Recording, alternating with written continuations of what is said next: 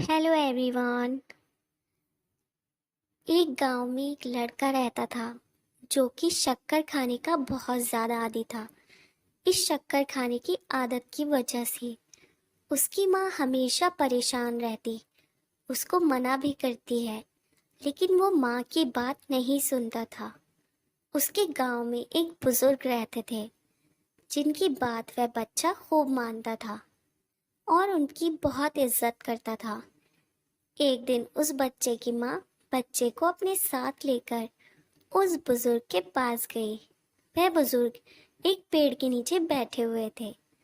उस बुजुर्ग के पास जाकर अपने बच्चे के कारनामे बताने लगी कि यह शक्कर नहीं छोड़ता, इसे आप जरा कहिए कि ये शक्कर छोड़ दे। तो बुजुर्ग ने कहा कि तुम एक हफ्ते के बाद आना। उस बच्चे की माँ को थोड़ा अजीब तो लगा, लेकिन वह वहां से चली गई। एक हफ्ता गुजर गया और फिर वह अपने बच्चे को बुजुर्ग के पास लेकर आई।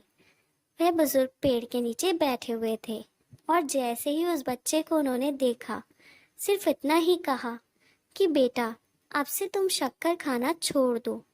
वो बच्चा उनकी बात को मान लेता है, लेकिन उसकी माँ हैरान थी कि ये बात तो बुजुर्ग उस दिन भी कह सकते थे, एक हफ्ते पहले जब मैं आई थी।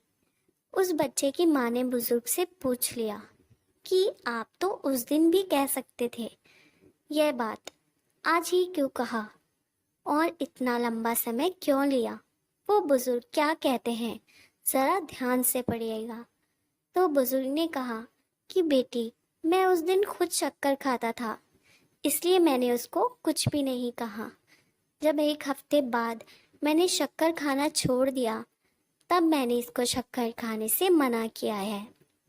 दोस्तों, आप लोगों ने ज़्यादातर देखा होगा कि घर में जो बड़े लोग होते हैं वे अपने से छोटे लोगों या बच्चों को कहते हैं ये काम मत करो, लेकिन वे खुद करते हैं। तो सोचो उनकी बात का बच्चों पर क्या असर पड़ेगा। आप जो बड़े बड़े मोटिवेशनल स्पीकर को देखते हैं, ये क्या ऐसे ही बन जाते हैं? नहीं, ये पहले अपने आप को बदलते हैं, तभी लोग इनकी बातों को मानते हैं और उनकी बातों पर अमल करते हैं।